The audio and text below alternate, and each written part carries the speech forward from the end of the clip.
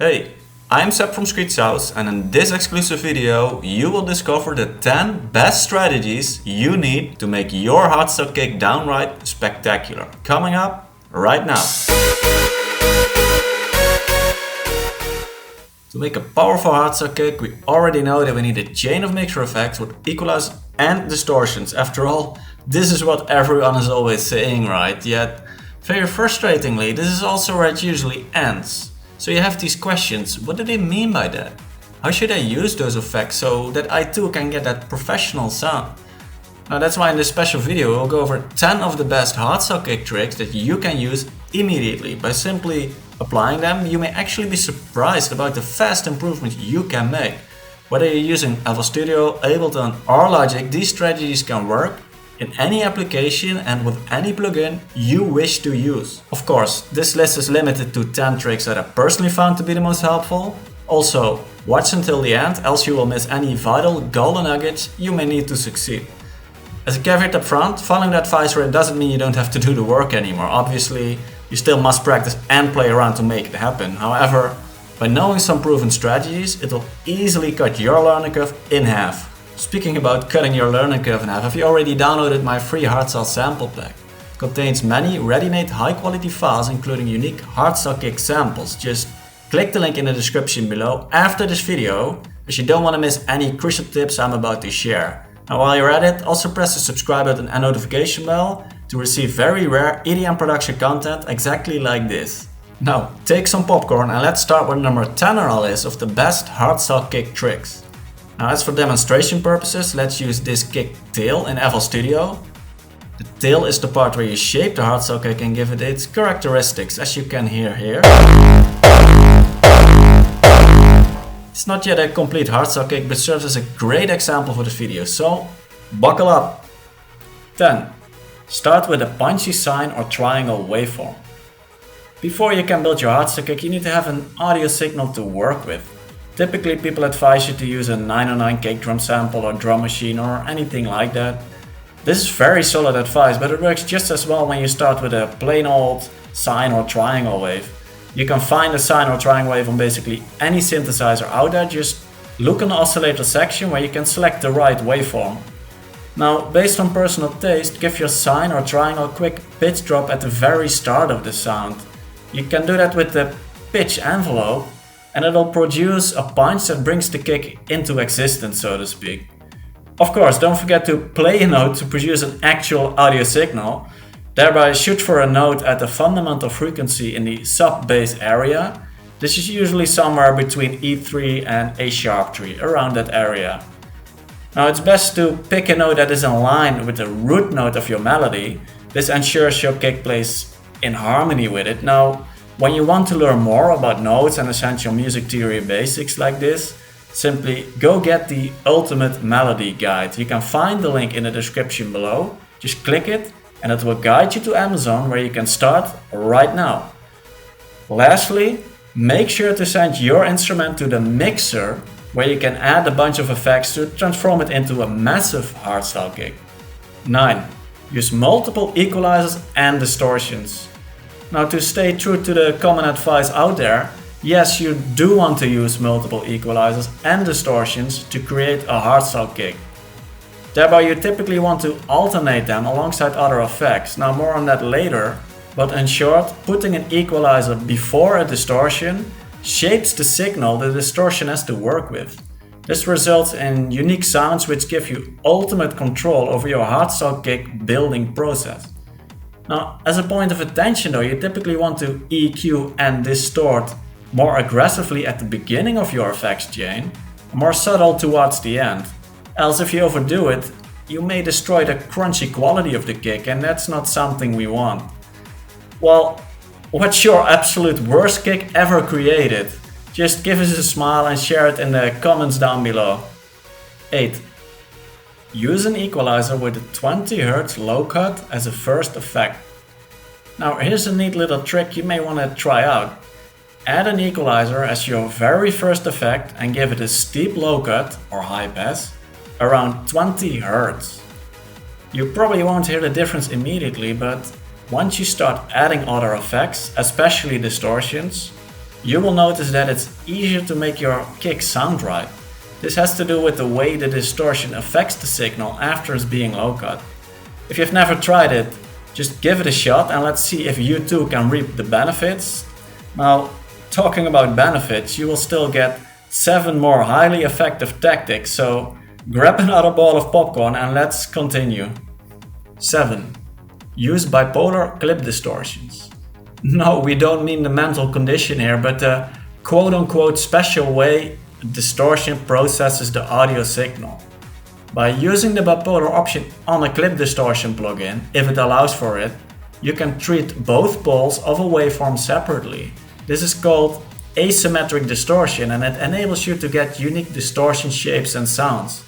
But above all, using the bipolar function is a quick way to add harmonic-rich content to your emerging hardstyle kick. These so-called harmonics is just an array of musical frequencies your hardstyle kick needs to sound right. Of course, depending on how you want it to sound.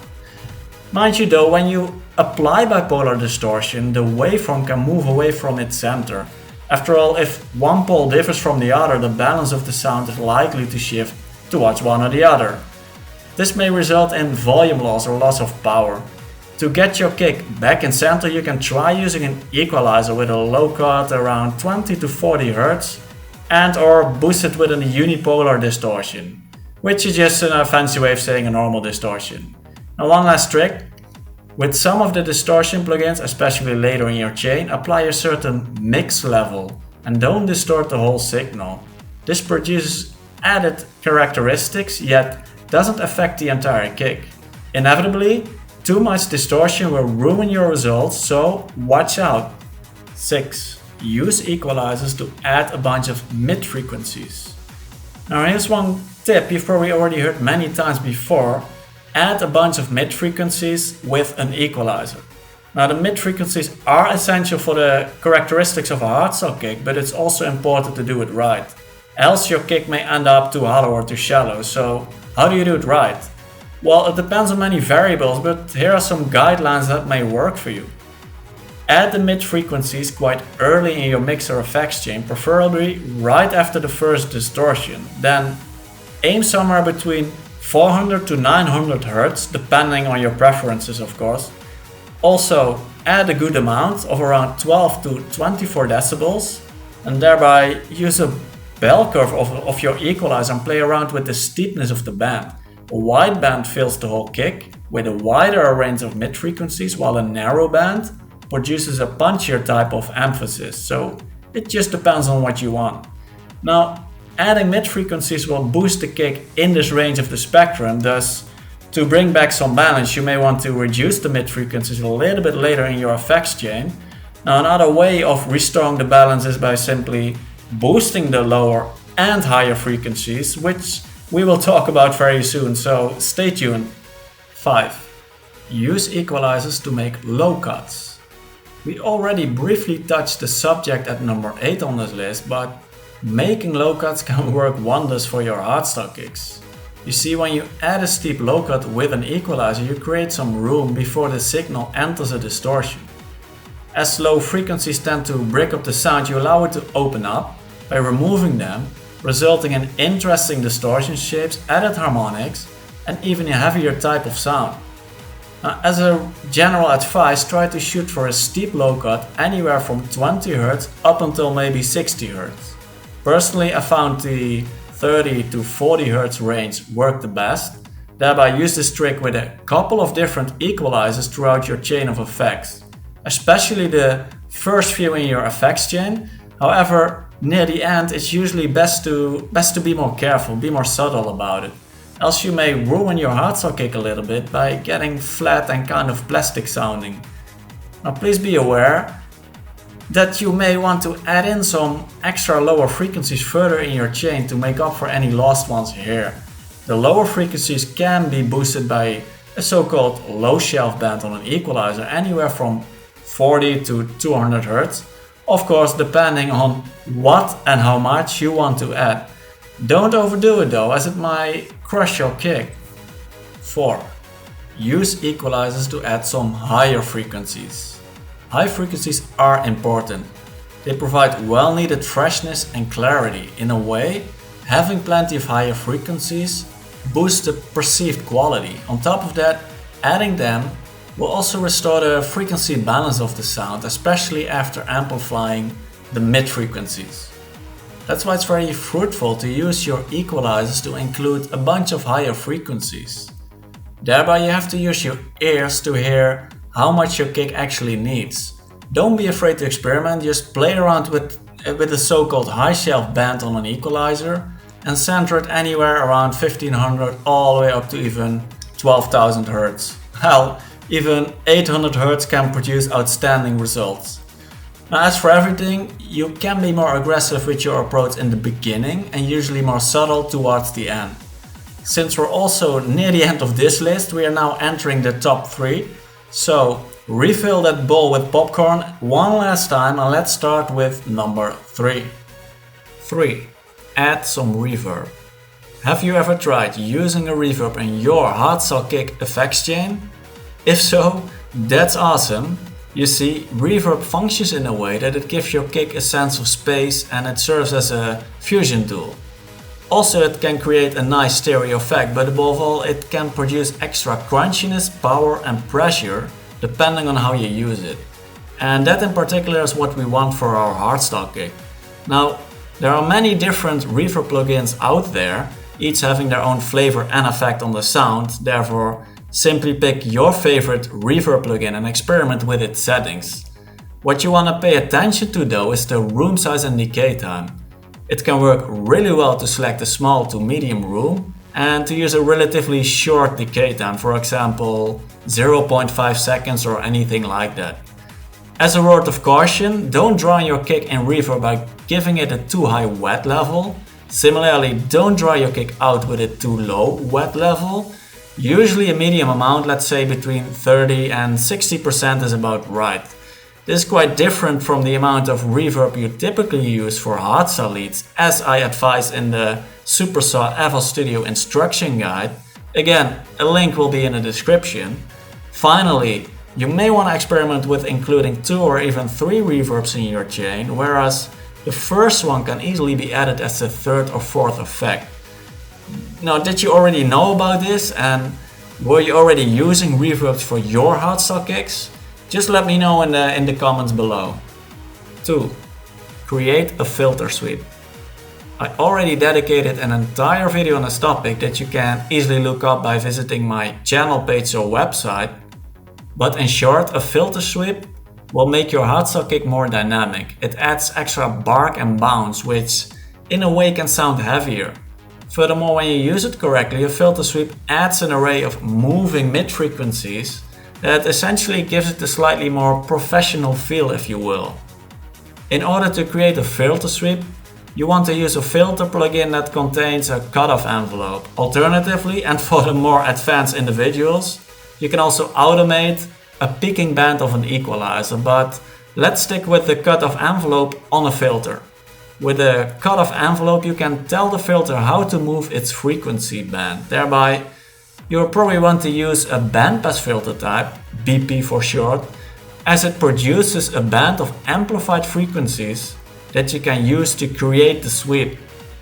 Furthermore, shoot for a starting frequency around 400 to 900 Hz by setting that as a cutoff value. To determine the cutoff envelope duration, it's a good idea to set it to 1 beat. 1 beat aligns with the natural length of your hardstyle kick. To prevent an overload of mid-frequencies and a too dominant sweep, it's probably not a good idea to use a fully wet signal. Aim for a mix level of around 40 to 60%. This way 40 to 60% of your signal will be affected by the filter basically. Of course, there are many more filter options that you can use, that you can benefit from.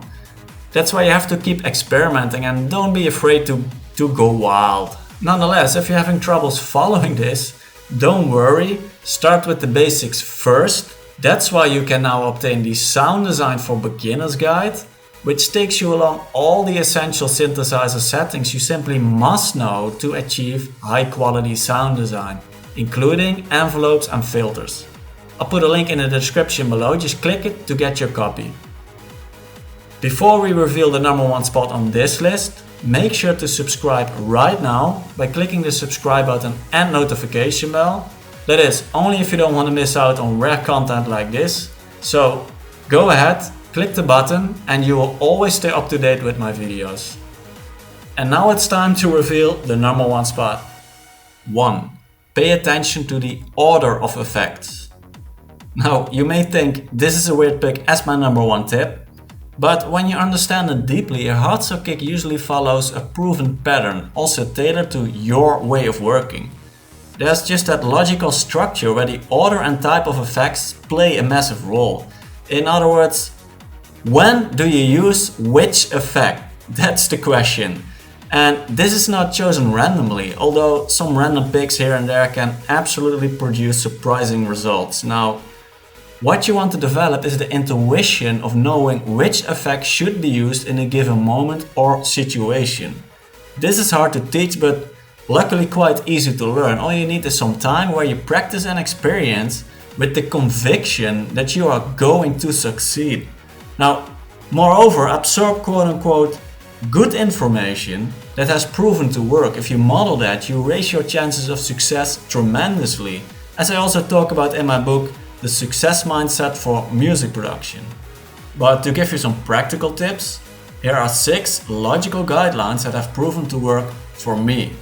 So maybe you can take advantage of that as well. Number 1. Always use an equalizer after and/or before a distortion to shape the way the next distortion must respond. Of course, depending on what you'd like to hear next. Number 2. Use an equalizer early in the chain to add mid frequencies, create a steep low cut, and add some higher frequencies. This will immediately set the foundation for the hardstyle kick. 3. Create a filter sweep after the first reverb. 4. Use a reverb after the equalizer that contains the added mid frequencies. 5. Only make minor changes with subtle equalization and distortion at the final stage of the effects chain. So these have to be more subtle. 6. Always end with a clip distortion to prevent the signal to shoot above the 0 decibel limit, which is the maximum loudness for digital audio. Now, there are many more quote-unquote rules you can use, but at some point it's doing you more harm than good. You have to come to your own conclusion about what to do in certain situations, which, like it or not, is always different, yet it's never truly random. So don't take anything literally and keep your mind open. You must develop your own experience and, of course, way of working. Ultimately, the sound of your final hardstyle kick is what matters, and not necessarily how you got there. That's not important. And again, all these tips apply to the tail part of the kick, which is often the hardest part to produce. And once your tail is finished, you can save it as a sample. The sample can then be used in a new layering project, where you add a sub bass and create a talk or punch or anything like that. Now, those are topics for another video, but if you want all these types of samples ready for use, just click the link in the description below to download my free hardstyle sample pack right now. And since you're already in the description, you will also find the links to all my books that help you break through the beginner's phase quickly.